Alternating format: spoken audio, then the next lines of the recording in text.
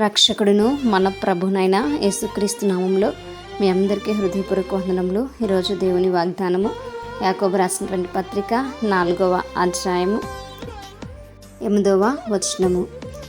దేవుని యొద్దకు రండి, అప్పుడు ఆయన మీ యొద్దకు వచ్చును. పాపులారా, మీ చేతులను శుభ్రము చేసుకునుడి. ద్విమనస్కులారా, మీ హృదయములను పరిశుద్ధపరచుకునుడి. హల్లెలూయా. మరి మనము దేవుని యొద్దకు వస్తే ఆయన మన యొద్దకు రావడానికి ఇష్టపడుతున్నటువంటి దేవుడు. మరి ఈ లోకంలో అనేక మంది అంటారు, దేవుడు నా జీవితంలో కార్యము చేయలేదు కనుక నేను ఆయనను వెంబడించును, ఆయన యొద్దకు రాను అని.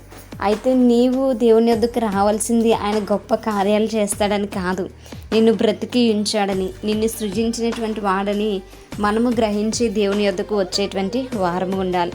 మనము దేవుని యొద్దకు వచ్చినప్పుడు మన యొక్క హృదయాలు ఎట్టి రీతిగా ఉండాలి అనేటువంటి విషయాన్ని కూడా ఇక్కడ మనకి తెలియచేస్తున్నారు. మనము దేవుడు మన యొద్ద నివసించాలని మనం కోరుకున్నప్పుడు మరి మొట్టమొదటిగా దేవుడు మనతో నివసించాలి అంటే మనము ముందుగా ఆయన యొద్దకు రావాలి. మనం ఆయన సన్నిధానంలో గడిపి మన యొక్క పాపములను ఒప్పుకొని ఆయన యొక్క రక్తము చేత మనలో మనం కనుక శుభ్రము చేసుకుంటే అప్పుడు దేవుడు మన హృదయంలోనికి వచ్చి నివాసం చేయడానికైనా ఇష్టపడుతున్నటువంటి దేవుడు. ఆయన పాపమును ప్రేమించేటువంటి దేవుడు ఏమాత్రం కూడా కాదు. ఈ సత్యాన్ని మనం అంగీకరించాలి. మనలో పాపం ఇంకనూ నిలిచి ఉంటే, మనం ఇంకనూ మన పాపాన్ని కడుగుకోకుండా ఉంటే, మనం ఎన్నిసార్లు పిలిచినా దేవుడు మన హృదయంలోనికి రాడు. మనము ఆ పాపమును మరి ఆయన చిందించినటువంటి రక్తంలో కనుక కడుగుకుని మనల్ని మనం శుభ్రము చేసుకుని మనము గనక దేవునిని మన హృదయంలోనికి ఆహ్వానిస్తే మన హృదయంలోనికి పరిశుద్ధుడైనటువంటి దేవుడు వచ్చి నివాసం చేయడానికైనా ఇష్టపడుతున్నాడు. కాబట్టి మన హృదయములను మనము పరిశుభ్రత చేసుకోవాలి, మన హృదయంలో మనం పరిశుద్ధీకరించుకోవాలి. అది కేవలము ఆయన యొక్క రక్తం ద్వారా మాత్రమే అది సాధ్యమవుతుంది. కనుక పాపము చేస్తున్న మన చేతుల నుంచి మనము వెనకకు మరలాలి. పాపము చేస్తున్నటువంటి మన యొక్క జీవితాన్ని పక్కన బట్టి మనము క్రీస్తులో నూతనమైనటువంటి జీవితాన్ని మనం మొదలు పెట్టినప్పుడు మన హృదయంలోనికి దేవుడు రావడానికి ఇష్టపడుతున్నాడు.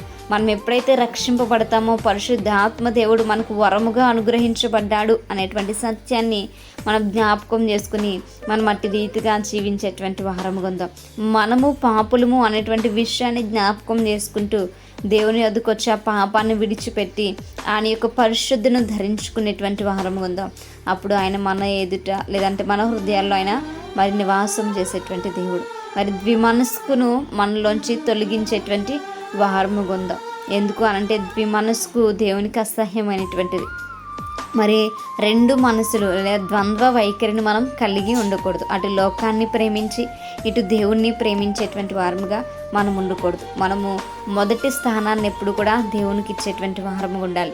దేవునిని వెంబడిస్తూ లోకానుసారమైనటువంటి పద్ధతులు ఆచరణను వెంబడిస్తే అది ఆయనకి ఇష్టం ఉండదు. కనుక మనం ద్విమనస్కులుగా కాకుండా దేవుణ్ణి మాత్రమే వెంబడించి దేవుని మాత్రమే సంతోషపరిచేటువంటి వారముగా ఉందాం.